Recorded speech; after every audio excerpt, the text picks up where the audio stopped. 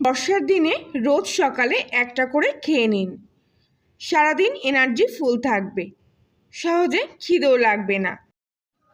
পুষ্টিতে ভরা সুস্বাদু এই লাড্ডুগুলো তৈরির জন্য প্রথমেই আমি একটা থালার মধ্যে 1 কাপ পরিমাণ সুজি নিয়ে নিচ্ছি।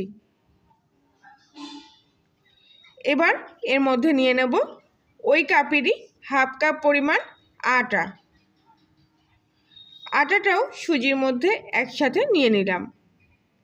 এবার এর মধ্যে নিয়ে নিচ্ছি 2 চামচ পরিমাণ নারকেলের গুঁড়ো। নারকেলের গুঁড়ো দিলে পরে এর স্বাদটা ভীষণ ভালো আসে। এবার স্বাদ মতো সামান্য একটু লবণ দিয়ে খুব ভালো করে সব উপকরণগুলো একসাথে এইভাবে মিশিয়ে নিচ্ছি। এবার এই পর্যায়ে এর মধ্যে নিয়ে নিচ্ছি 2 চামচ পরিমাণ ঘি। এক্ষেত্রে ঘিটাই ব্যবহার করা ভালো হবে সাদা তেলের পরিবর্তে। এবার ঘিয়ের সাথে খুব ভালো করে এই উপকরণগুলো একসাথে এইভাবে মিশিয়ে নিচ্ছি। সামান্য ঘি দিয়ে মাখা, তাই এরকম কিন্তু ঝুরো ঝুরোই থাকবে, এগুলো এক জায়গায় হয়ে আসবে না। এইভাবে খুব ভালো করে ঘিয়ের সাথে মিশিয়ে নেওয়ার পর সামান্য সামান্য জল দিয়ে ভালো করে একসাথে এগুলো মেখে নিতে হবে। সাধারণ নর্মাল টেম্পারেচারের জল দিয়েই আমি এই ডোটাকে মেখে নিচ্ছি।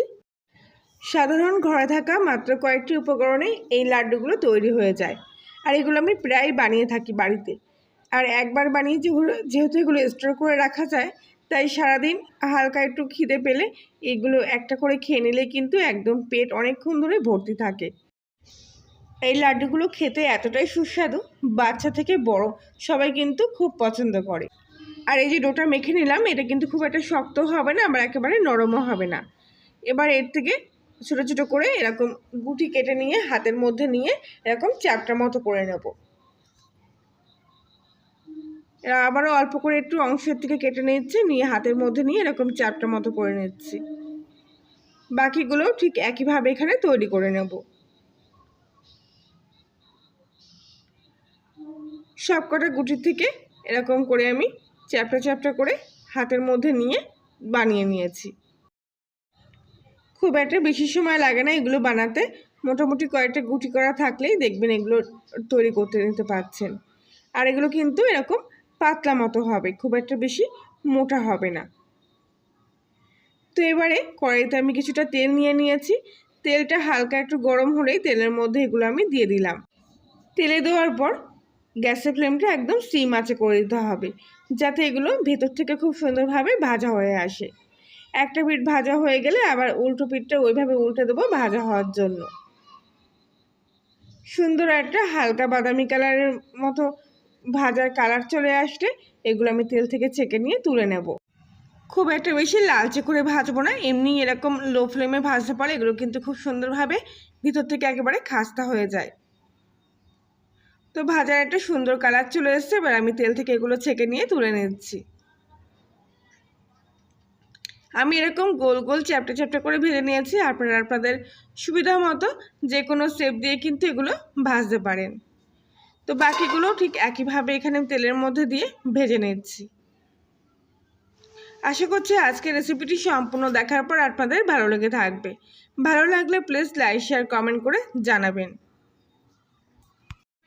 তো সবগুলো এইভাবে ভাজা হয়ে গেলে এবার আমি অন্য একটা প্লেটের মধ্যে এগুলো তুলে নিলাম। এবার এগুলো এইভাবে পাঠিয়ে দেবো কিছুক্ষণ পুরোপুরি ঠান্ডা হওয়ার জন্য। খোলা হাওয়ার তলায় রাখলেই হবে। এমনি কিছুক্ষণের মধ্যেই এগুলো ভালোভাবে ঠান্ডা হয়ে গেলে এবার এক এক করে এগুলো আমি ছোটো ছোটো করে টুকরো করে ভেঙে নেব। এমনিতে এগুলো ভীষণ খাস্তা হয়, হাতের মধ্যে নিয়ে এইভাবে একটু চাপ দিলেই দেখবেন ভেঙে যাচ্ছে। তো প্রত্যেক কটা আমি একইভাবে এইভাবে ছোটো ছোটো করে যতটা সম্ভব হাতের মধ্যে রেখে ছোটো ছোটো করে টুকরো করে এইভাবে ভেঙে নিয়েছি। এবারে একটা মিক্সিং জারের মধ্যে সব টুকরোগুলো আমি নিয়ে নিচ্ছি। এগুলো আমি একদম মিহি করে গুঁড়ো করে নেব। আর এইভাবে টুকরো করে দিলে মেশিনটা কিন্তু খারাপ হয় না, খুব সহজে এগুলো গুঁড়ো হয়ে যায় ভালোভাবে। এই দেখুন আমি কিন্তু এখানে একদম মিহি করে ওগুলোকে গুঁড়ো করে নিয়েছি। হাতের মধ্যে নিলেই বুঝতে পারবেন এরকম একটা সুন্দর দানা দানার মতো টেক্সচার চলে এসছে এর মধ্যে। তো এই গুঁড়োগুলো আমার পরে কাজে লাগবে, এটা এখন এই অবস্থা রেখে দিচ্ছি। এবার অন্য একটা পাত্রের মধ্যে আমি 1 কাপ পরিমাণ চিনি নিয়ে নিয়েছি, আর তার সাথে নিয়ে নিয়েছি হাফ কাপ পরিমাণ জল। চিনির শিরাটা এবার আমি এখানে তৈরি করে নেব। চিনিটা কিছুক্ষণ ধরে জলের সাথে এইভাবে মেশানোর জন্য একটু সময় দিতে হবে। কিছুক্ষণের মধ্যেই চিনিটা জলের সাথে মিশে গিয়ে এইভাবে ফুটতে শুরু করেছে। কিছুটা এলাচের গুঁড়ো এর মধ্যে দিয়ে দিচ্ছি, এতে গন্ধটাও খুব সুন্দর আসবে। এক্ষেত্রে চিনির শিরাটা খুব একটা বেশি গাঢ় করার দরকার নেই। মোটামুটি 2-1 মিনিট ফুটে গেলেই হাতের মধ্যেখানে এইভাবে একটু নিয়ে দেখবেন একদম চিটচিটের মতো ভাব চলে আসলেই এর মধ্যে আগে থেকে গুঁড়ো করা যে মিশ্রণটা ছিল সেটা দিয়ে দিচ্ছি।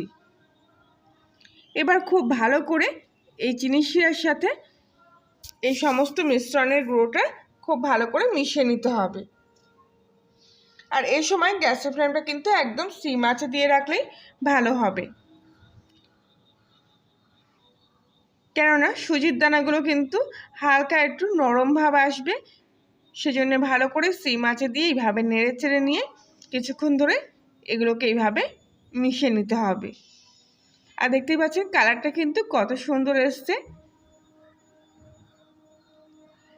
এই অবস্থায় এরকম একটু শুকনো শুকনো মতো হবে এই টেক্সচারটা।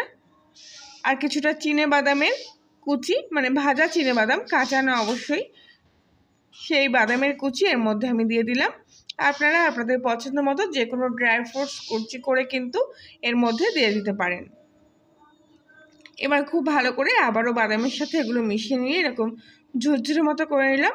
আর সব শেষে আর একটু ঘি দিয়ে ভালো করে এরকম মিশিয়ে নেব। মানে মোটামুটি টেক্সচারটা কিন্তু এরকম শুকনো শুকনো মতো হবে, একেবারে কিন্তু নরম মতো হবে না। এরকম ঝুরঝুরে শুকনো শুকনো মতো হয়ে এসছে। এবার আমি গ্যাসটা অফ করে দেব আর এটা এখান থেকে নামিয়ে নেব। তো মোটামুটি হালকা একটু গরম থাকা অবস্থায় এর থেকে আমি এবার লাড্ডুগুলো এক এক করে বানিয়ে নিচ্ছি। কিছুই না, হাতের মধ্যে সামান্য একটু অংশ নিয়ে তারপর গোল গোল করে এরকম বলের মতো পাকিয়ে নিলেই লাড্ডুগুলো কিন্তু খুব সুন্দরভাবে ভিতর থেকে একদম টাইট হয়ে তৈরি হয়ে যাবে।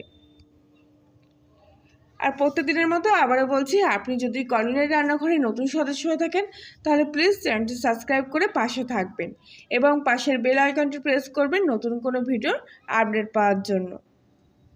বাকি লাড্ডুগুলো আমি ঠিক সেম একইভাবে বানিয়ে নিচ্ছি।